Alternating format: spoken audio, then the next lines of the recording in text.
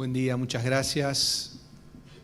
La verdad que siento una gran emoción, un legítimo orgullo de estar con gente de la Procuración, ¿no? De la Procuración del Tesoro. Fue para mí una experiencia muy gratificante haber sido procurador y cuando uno, no sé si ahora seguirá, pero cuando uno ingresaba a la Procuración veía los nombres de los procuradores anteriores y realmente daba mucho orgullo pertenecer a esa casa que nunca se abandona en gran medida.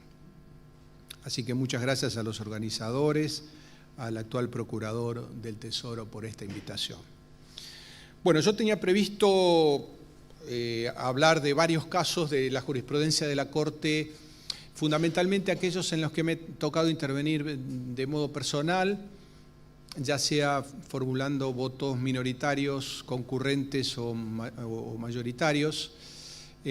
Por razones de tiempo lo voy a circunscribir a pocos temas, pero realmente uno podría recorrer desde el artículo 36 en adelante hasta el final y encontrar casos jurisprudenciales virtualmente en todos los artículos. Casos de la Corte posteriores a 1994.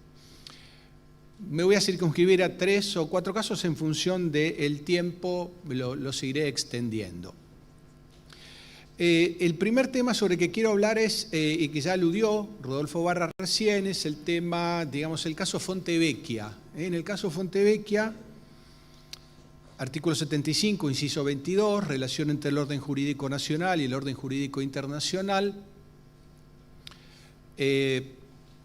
Yo asumí en 2016, este es un caso del 2017.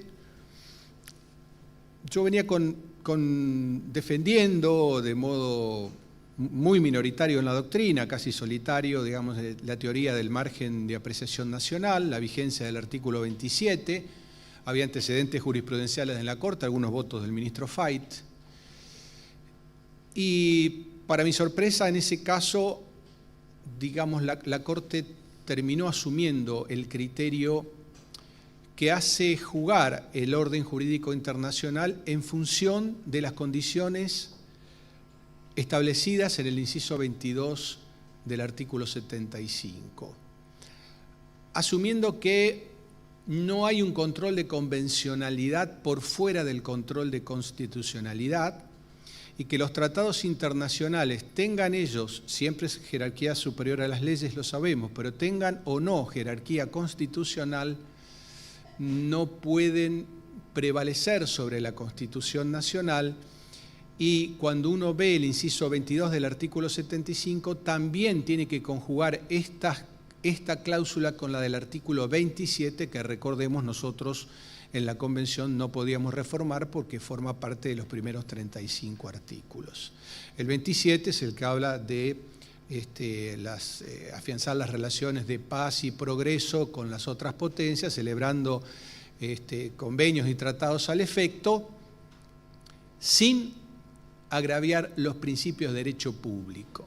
El caso Fontevecchia es, recordemos, un caso en el cual la Corte Interamericana de Derechos Humanos resuelve darle, al contrario de lo que había hecho la Corte Argentina, la Corte Nacional, resuelve privilegiar la libertad de expresión, conforme a sus palabras, la libertad de expresión por sobre el derecho a la intimidad, y en consecuencia establece 3 obligaciones para el Estado argentino.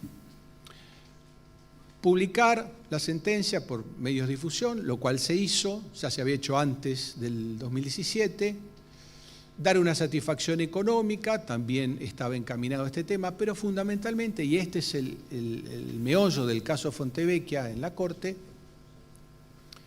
dejar sin efecto la sentencia que había dispuesto lo contrario de lo que dijo la Corte Interamericana, es decir, que había hecho prevalecer el derecho a la intimidad, en ese caso del expresidente Menem, y condenar a la editorial Perfil al pago de daños y perjuicios. Cuando nosotros tenemos este tema, yo no tenía dudas, para mí siempre había defendido este criterio, digamos, antes de llegar a la Corte, en los libros y demás. Era un caso que ponía en tela de juicio cuál era la forma en que la Convención del 94 había hecho ingresar al orden jurídico internacional dentro del orden jurídico nacional. Y consecuentemente la Corte, digamos, resolvió, no todos tuvimos los mismos votos, pero yo voy a hablar del mío, ¿no es cierto? La Corte lo que dijo es: la Corte Interamericana de Derechos Humanos, el sistema interamericano de derechos humanos, y la Corte en este caso es el último intérprete del Pacto de San José de Costa Rica, es correcto, pero la Corte Suprema de Justicia de la Nación es el último intérprete de la Constitución Nacional. Y como dijo el doctor Barra recién, hay que interpretar coordinadamente. Por eso decimos, el control de convencionalidad está dentro del control de constitucionalidad, porque el tratado está dentro de la jerarquía normativa de la pirámide jurídica del artículo 31, que no pudimos modificar porque estaba dentro de los primeros 35 artículos, y hay que leerlo en coordinación con el inciso 22.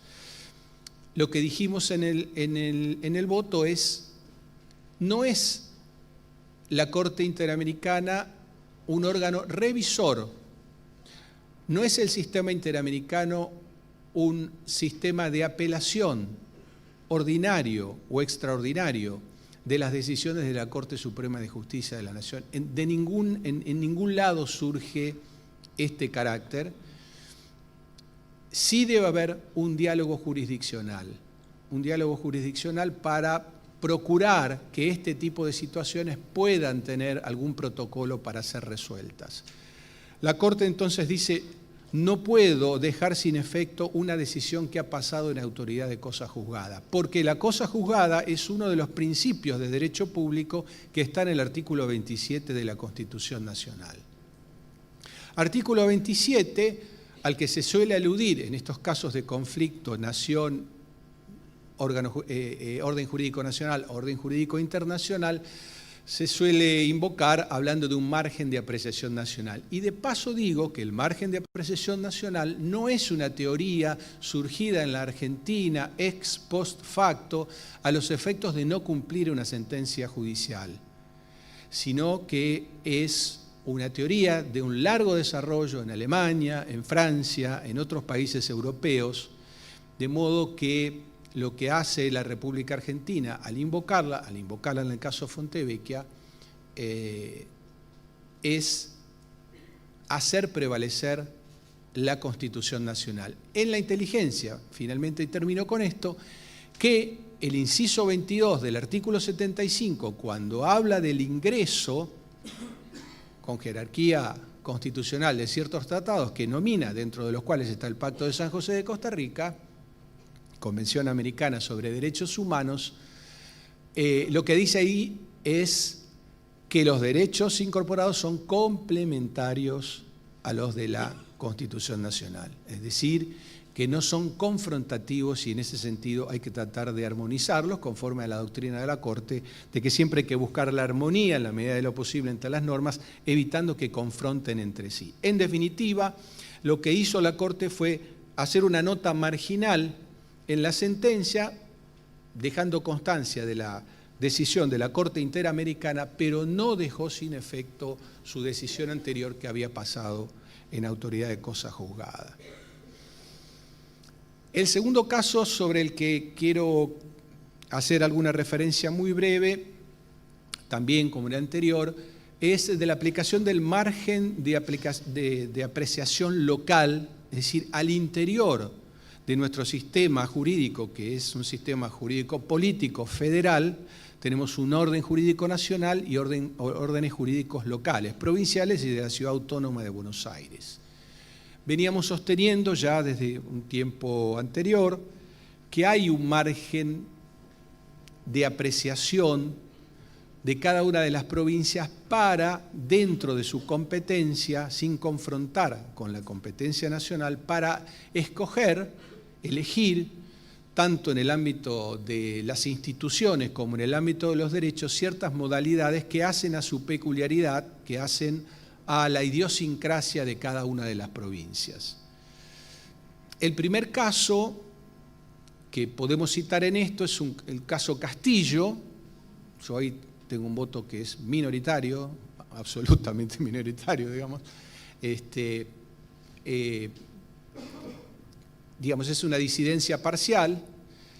Es un caso muy interesante de la enseñanza religiosa no obligatoria en las escuelas en la provincia de Salta.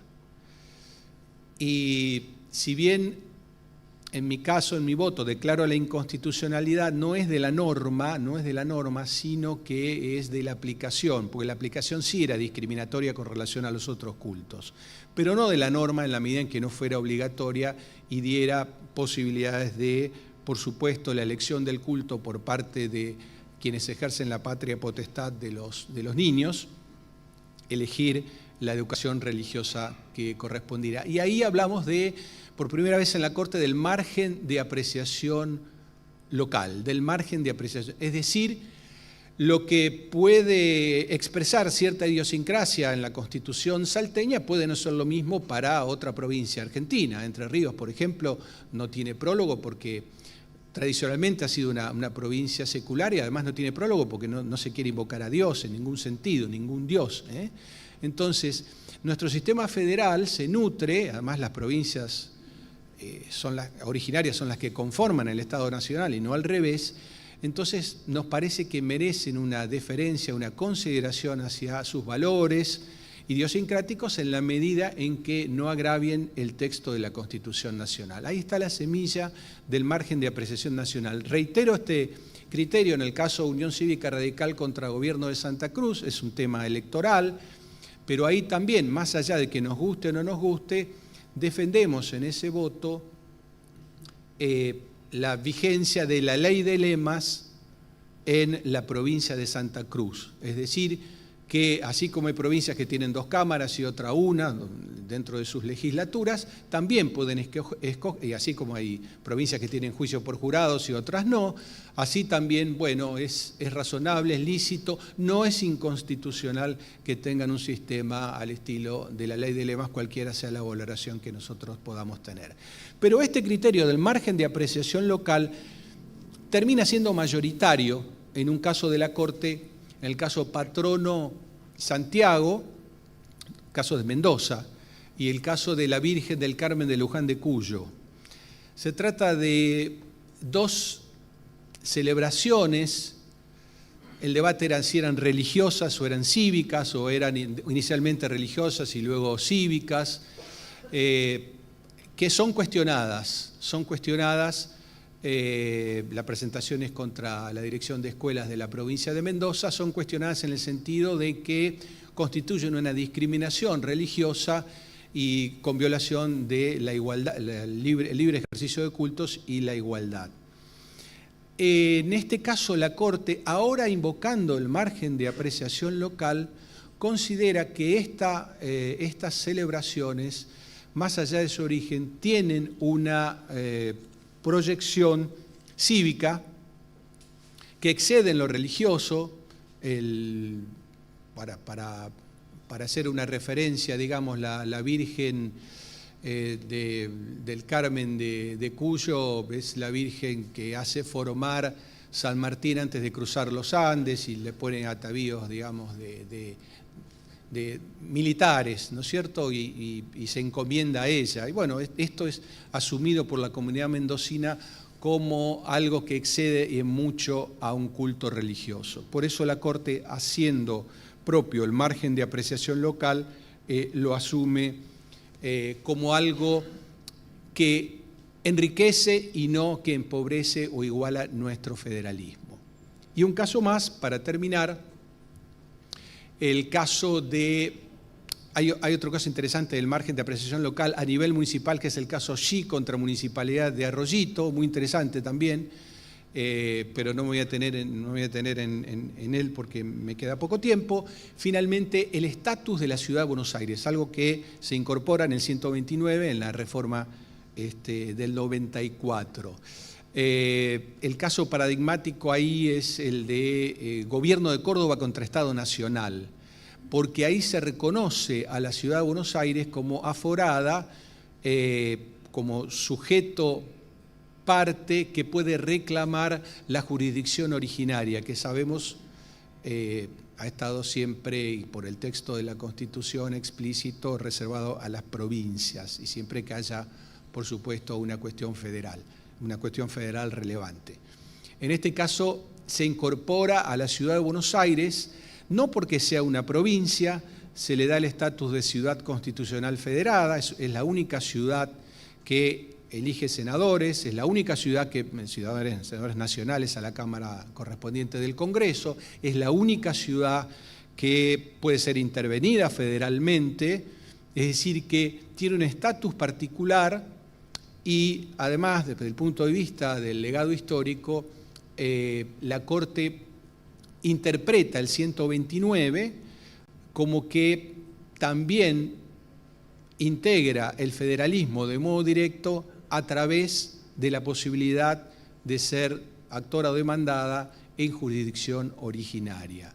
Me parece que también este es un aporte de la Corte Suprema de Justicia en torno al reconocimiento pleno de la autonomía específica que en el último artículo de la Constitución, el último de los artículos estables, los dos son transitorios, ¿no es cierto? El 129 se le da al texto fundamental. Y en los últimos segundos lo que quiero decir es que más allá de los contenidos, y más allá de los contenidos que en la Convención Constituyente integramos a la Constitución, más allá de la interpretación jurisprudencial que se puede hacer, el gran legado, como acá se dijo, el gran legado de la reforma de 1994 es el de la búsqueda del consenso y el logro del consenso. A mi juicio, la reforma del 94 fue el último acto de la política grande en la Argentina, porque antes del 94 y después del 94 también lo sabemos, hubo grieta en la Argentina. Sin embargo, en esos 3 meses pudimos poner entre paréntesis las diferencias internas que las había y muchas, para dar un solo ejemplo, estaban sentados a 10, 12 metros de distancia Aldo Rico y Raúl Alfonsín, para dar un solo ejemplo. Se pudo poner entre paréntesis el conflicto, la discordia, la disidencia y legar a la posteridad un documento que ya lleva 30 años de vigencia ininterrumpida y creo que va a llevar muchísimos años más. Aquellos que siempre están pensando en reformar la Constitución, siempre hay que decirles, antes de reformar lo no aplicado, primero hay que aplicar lo reformado, ¿no es cierto? Hay muchos temas pendientes en la reforma del 94 a nivel legislativo que deben ser cumplidos. En vez entonces de pensar en reformar algo porque no lo hemos cumplido, lo que tenemos que hacer es cumplir con lo reformado. Muchas gracias.